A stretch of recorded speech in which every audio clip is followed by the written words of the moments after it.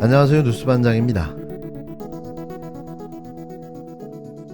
그래도 가끔 가뭄에 콩나듯 바른 소리를 하던 이상돈 전 의원이 윤석열 정권을 향해 쓴소리를 날렸습니다. 15일 CBS 라디오 박재홍의 한판 승부에 출연한 이상돈 전 의원이 여태 들어본 말 중 가장 강력한 발언들을 쏟아내며 윤석열 대통령을 강도 높게 비판했는데요. 그는 이제 되돌리기에는 너무 늦었다며 이 정권은 3년을 다 못 채울 거라고 직격했습니다. 이어 더 이상 봐줄 수 없는 막장 정권이라며 더 볼 것도 없다고 평가절하했는데요.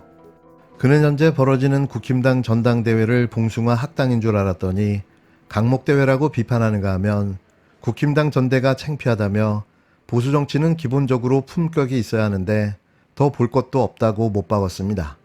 또 한동훈 후보가 당대표가 되면 분당될지도 모른다면서 박근혜 학습 효과로 보고 배우라며 함께 싸우면 같이 살 것이라는 말도 남겼는데요.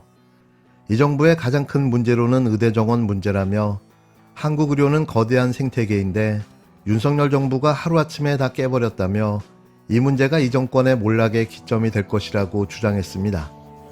그는 이 방송에 출연한 23분가량 모두를 윤석열 대통령과 국힘당을 비판하는 데 쏟아부었는데요. 마치 폭격기가 융단 폭격을 하는 모습과도 같았습니다. 이심전심이라고 해야 하는 걸까요? 아주 속이 후련했습니다. 지금 국민의힘 전당대회 어떻게 보고 계십니까? 지금 보시면서. 잘 보질 않죠. 아, 보질 않고 계세요? 그 뭐 봉숭아학당으로 그치는 줄 알았더니 오늘 막 집어던지고 뭐 폭력 사태가 발생했다면서. 의자를 막 집어던지고 네, 현장에서. 옛날에 뭐 강목 대회 연상시키잖아. 완전히 뭐 이 끝장을 보려는 모양이에요. 그래서 좀 창피하고 무슨 정책 토론이 있나 이 현안 문제 가지고 논의하는 게 그런 거 다 전혀 없잖아요. 예. 그리고 난 뭐 누누이 얘기하지만은 보수 정당, 보수 정치는 솔직히 말해서 좀 대중과 호흡하는 건 좀 부족할 수 있어요. 예. 그러나 기본적으로 그 품격이 있어야지. 품격. 저거 도대체 뭐 애를 장난하는 거지 뭐야? 봉숭아학당이지. 나 볼 것도 없어. 예. 뭐 의자까지 집어던졌다고 하는데 저도 전당대회를 많이 경험해봤습니다만 의자까지 집어던진 거 서로 이렇게 격렬하게 하는 경우는 여야를 한 번 더 하면 강목 나오지 않을까 모르겠어. 한 번 더 하면 강목까지 나올 상황이다. 농담을 하는 얘기예요. 예. 그거나 본질은 다를 게 없어요. 이런 가운데 같은 날 열린 국힘당 대전, 세종, 충북, 충남 지역 합동 연설회에서 지지자들 사이에 물리적 충돌이 발생했는데요. 15일 오후 충남 천안시 유관순 체육관에서 열린 국힘당 제4차 전당대회 대전, 세종, 충북, 충남 합동 연설회에서 참석자들 일부가 연설 중인 한동훈 후보에게 배신자라고 외치며 의자를 집어던지려 하자 경호원과 당직자들이 제지했습니다. 나경원, 원희룡 후보에 이어 한동훈 후보가 정견 발표를 위해 무대에 오르자 일부 참석자가 배신자 꺼져라라고 소리친 건데요.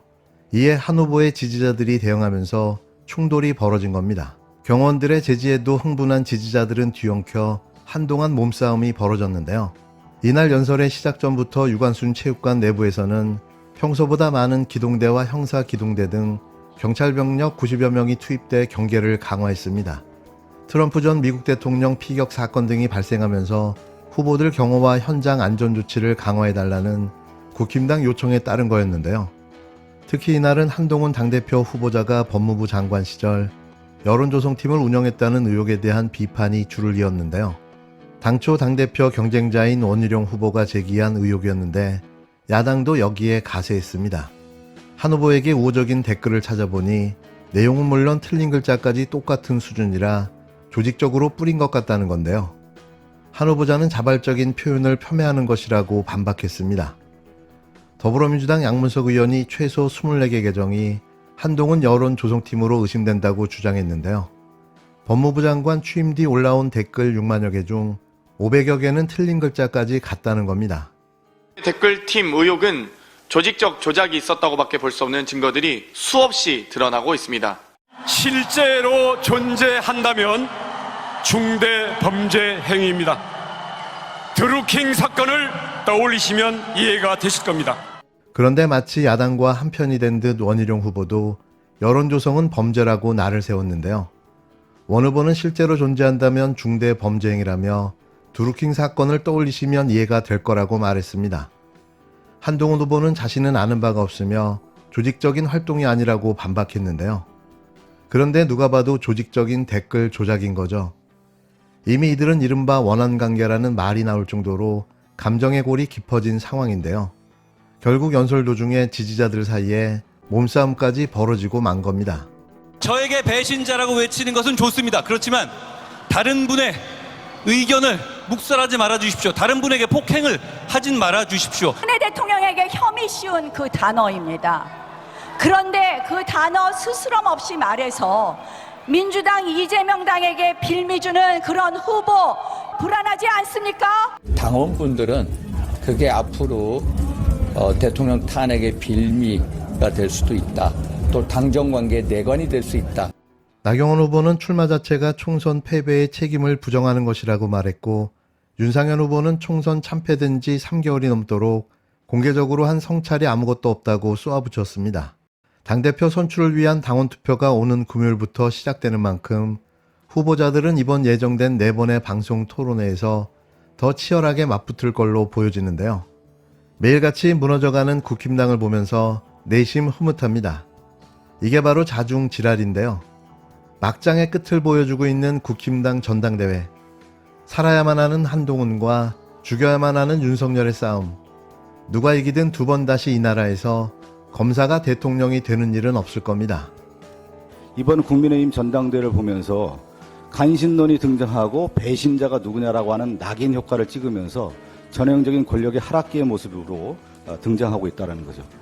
그 윤석열 정권의 또 하나의 전형적인 이 망징 증상이 하나가 뭐냐면 주술 정치라고 하는 부분, 무속 정치가 여전히 난무하고 있다. 대통령실 관저 이전부터 해서 천공이라는 인물이 등장했는데 대통령이 스승이라고 하고 멘토라고 했던 사람에 대해서 대통령실이 이런 사람에 대해 조사해야 되는 거 아닙니까? 여전히 이 사람이 활개를 치고 있다라고 하는 것이 결국 이 윤석열 정권을 좀먹고 있다라는 하나의 증상이라고 볼 수가 있을 것 같고, 또 하나가 뭐냐면 역사적으로 볼 때 나라가 어렵거나 하락기에 있는 증상 중에 하나가 뭐냐면 외척이 바로 하는 거예요. 윤석열 정권은 장모, 최은순, 통장장고 위조로 구속되지 않았습니까?